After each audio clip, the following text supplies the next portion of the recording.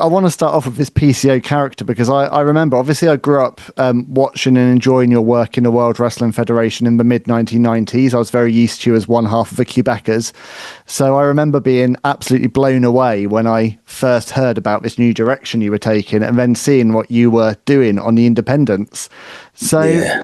where does this, the inspiration for this French Frankenstein PCO come from?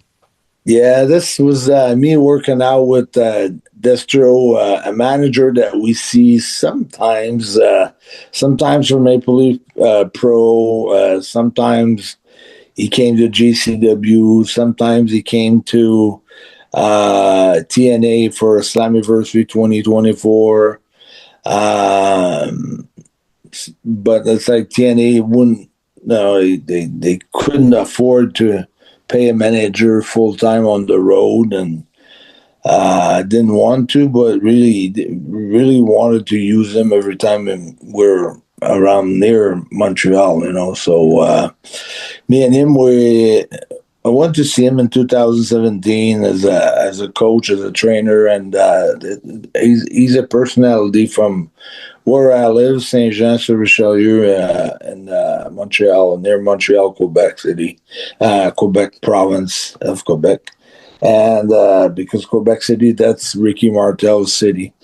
So it's a little bit like New York here. You got New York City and you had New York, the state. So here you have Quebec City, but you have Quebec province, just meaning like a state. So basically, I'm from Saint-Jean, which is near Montreal. So that's the story. Montreal is about 30 minutes away. I'm on the suburb of Montreal. So we're from the same little town. Well, I say little town is about 150,000 people living here. So, but to us, it's like a village.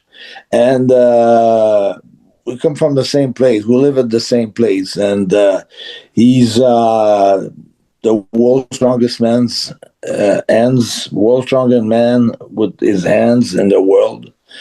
And he's very well known as a good coach. And first, when I approached him, was many years ago. That was a project that I had for Vince or something like that, where he was 300 pounds, and I wanted him to roll fry pan around people's head, or he was breaking baseball bats. So I wanted to use, because he's doing like a lot of feats of strength still today at his size. But his idea when I met him was to show me as many feats of strength as possible to create, this monster who's super strong. And also, he was a big fan of growing up in the Boston area in Massachusetts. When he grew up as a kid, he was watching a lot of movies like Frankenstein and those type of movies, the Addams Family, and many other things too. Not only that, but eventually I met him with him because he dropped 168 pounds in his last. He's been keeping his weight at 131. He was at 275, I think, or 168.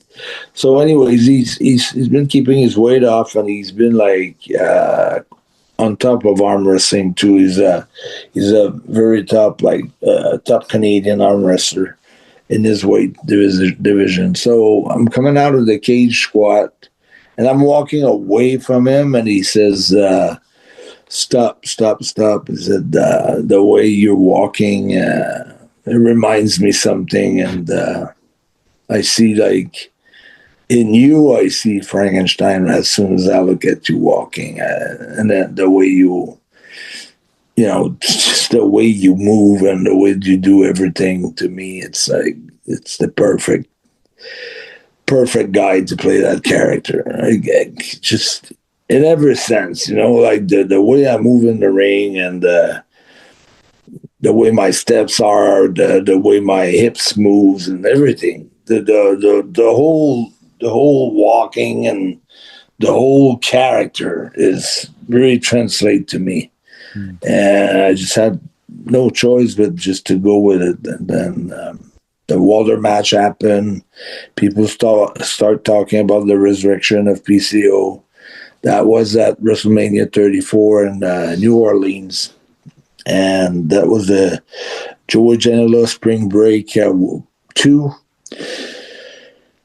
And the resurrection happened while we found this character, and then he was, digging me out of the cemetery and kind of resurrecting me with the cable booster and the car battery. So as you can see, the stories, the real and the side stories were mixing up to each other, and then it just